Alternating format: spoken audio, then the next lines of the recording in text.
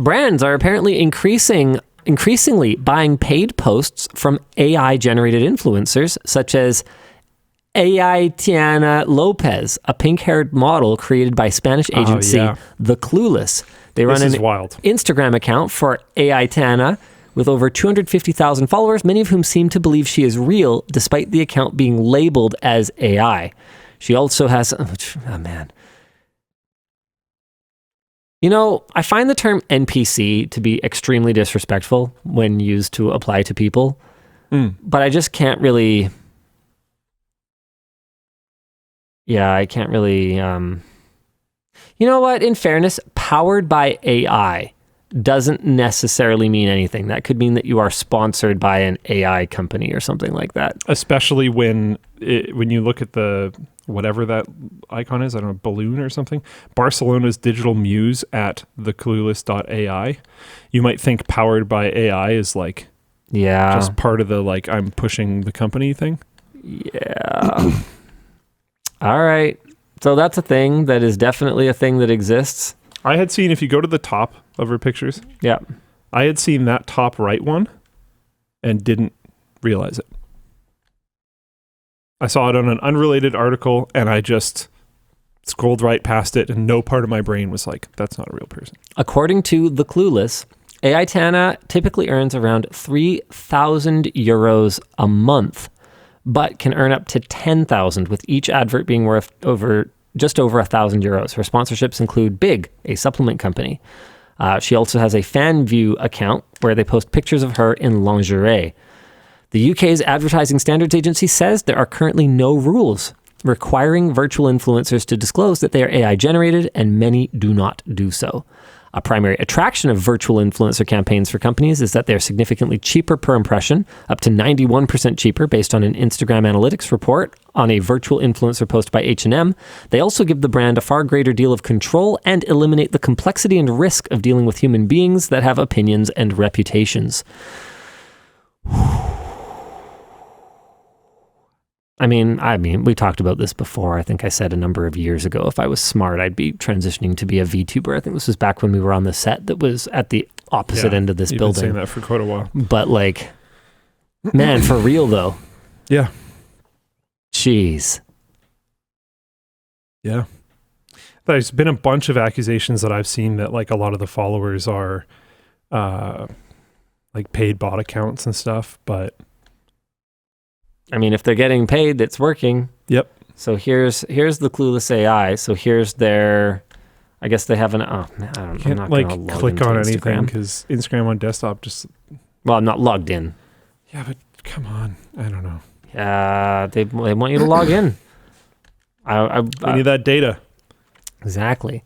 Sony got fined for sabotaging controllers. French regulators have fined Sony 13.5 million euros for allegedly damaging the reputation of third-party controllers via a 2015 PS4 update that intentionally caused unofficial controllers to frequently disconnect. Further, regulators say that Sony selectively refused to communicate Wait, no way. Elijah follows her and didn't know. No way. Actually? I'm actually speechless. Elijah... I thought she was real, no joke. Yeah, and if you scroll up, there's what? I thought this chick was real. I follow her. Wow. Always full of surprises, this guy. Yeah, wow. Life, man. It's, Why do you follow her, Elijah? Don't answer that. Elijah, get out. I plead the fifth. What's going on She's there? hot, he says. God. Oh, I gave you a warning. They didn't even care. There was no right answer, and yet you still managed to pick the wrong one.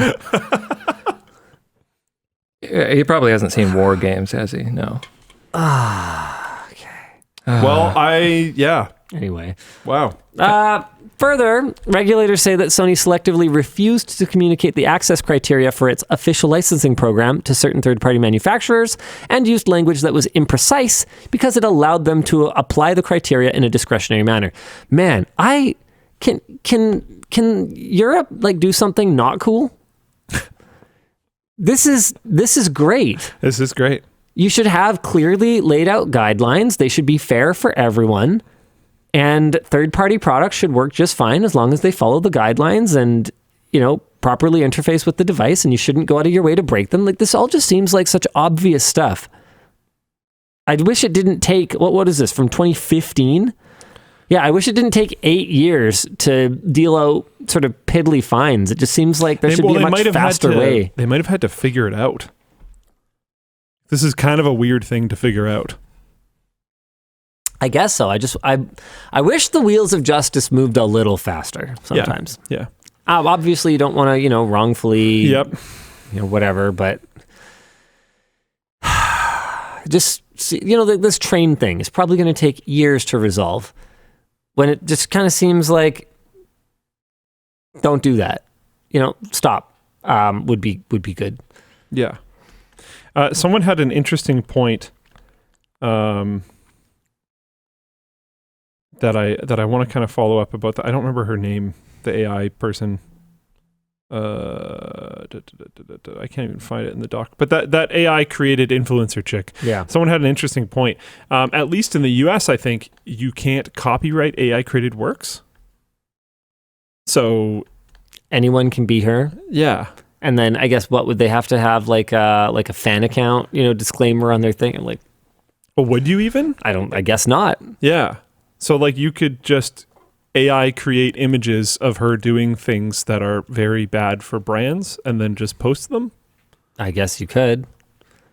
But then it seems very, how would you get any traction seems a very on them? attackable position. Oh, I guess, yeah. Well, okay, yeah, I see what you mean. So you wouldn't really be able to be a huge AI influencer, but you could have an army probably of AI micro-influencers pretty easily. Yeah. Yeah, that makes sense. Because it's a very assailable position.